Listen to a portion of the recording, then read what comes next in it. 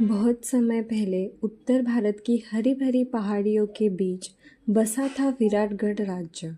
यह राज्य प्रसिद्ध था अपने न्यायप्रिय राजा वीरेंद्र सिंह के लिए, जो हर सुबह दरबार में बैठकर प्रजा की बातें सुनते और हर शाम अपने लोगों के साथ मंदिर में आरती करते थे। राजा के साथ उनकी रानी मायरा रहती थी, जिनकी सुंदरता की तुलना कोई नहीं कर सकता था, पर उनकी असली पहचान थी उनका दिल।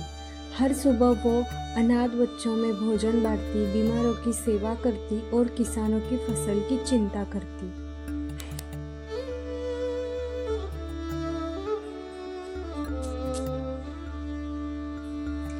एक शाम रानी मायरा महल के बगीचे में बैठी थी। राजा उनके पास आए और मुस्कुराते हुए बोले, तुम्हारे बिना ये राज्य अधूरा है। जब तक तुम्हारी हंसी इस महल में गूंजती है, तब तक मैं राजा हूं।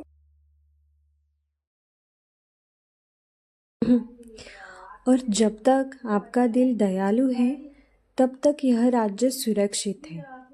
दोनों की आंखों में प्रेम था और दिलों में शांति, लेकिन उन्हें क्या पता था, किस्मत इस शांति को जल्द ही तोड़ने वाली है। अगली सुबह दरबार में एक थका हुआ ज्योतिषी दौड़ता हुआ आया। उसकी आंखों में डर था।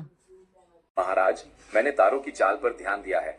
7वें दिन एक ऐसी आपदा आ रही है जो या तो विराटगढ़ को निगल जाएगी या रानी मायरा को। दरबार में सन्नाटा छा गया। महाराज के होंठ सूख गए।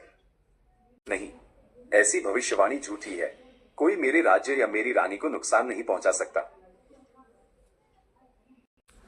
राजन, हर आत्मा का एक समय होता है। अगर मेरे जीवन से आप लोगों की रक्षा हो सकती है, तो यह मेरा सौभाग्य होगा। राजा की आंखों में आंसू गिर पड़े। 7वां दिन आया। आसमान पर बादल छा गए, पक्षी गायब हो गए और अचानक नदी का जल तेजी से बढ़ने लगा। प्रजा चिल्लाते हुए, महाराज, नदी महल की ओर बढ़ रही है। राजा ने सेना को आदेश दिया कि बांध को मजबूत करो, लेकिन बिजली ने बांध तोड़ दिया। महल की दीवारें कांपने लगी। मुझे मंदिर ले चलो। देवी माँ की रक्षा मेरे लोगों के लिए मांगनी है। रानी मंदिर पहुंची। हवा इतनी तेज थी कि दीपक बार बार बुझने की कोशिश कर रहा था। रानी मायरा ने अपने आंचल से उसे ढक लिया। देवी माँ, मेरी प्रजा निर्दोष है। अगर बलिदान मांगना है तो मुझसे लीजिए। बस यह दीपक जलता रहे जब तक राज्य सुरक्षित न हो जाए। राजा भागते हुए मंदिर पहुंचे। मायरा, रुको, तुम यह नहीं कर सकती हो।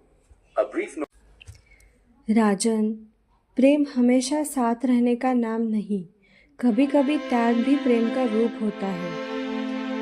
बिजली चमकती है, जल का तेज बहाव। रानी धीरे धीरे मंदिर की सीढ़ियों से उतरती है और जल में समा जाती है। दीपक आखिरी बार झिलमिलाता है और फिर स्थिर हो जाता है। बहुत दिनों बाद सुबह सूरज निकला। नदी का जल शांत हुआ। राज्य फिर से जीवित हो उठा, लेकिन राजा वीरेंद्र अब अकेले थे।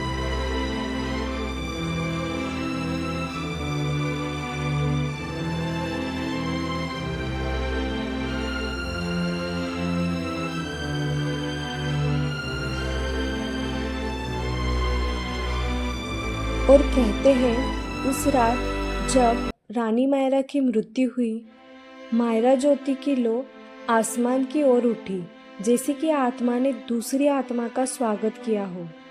आज भी विराटगढ़ के उस पुराने मंदिर में हर रात एक दीप अपने आप जल उठता है। लोग कहते हैं कि सच्चा प्रेम जन्म से नहीं मरता, न ही समय से। वह मायरा ज्योति बनकर सदा जलता रहेगा। प्रेम का असली रूप त्याग है, अधिकार नहीं।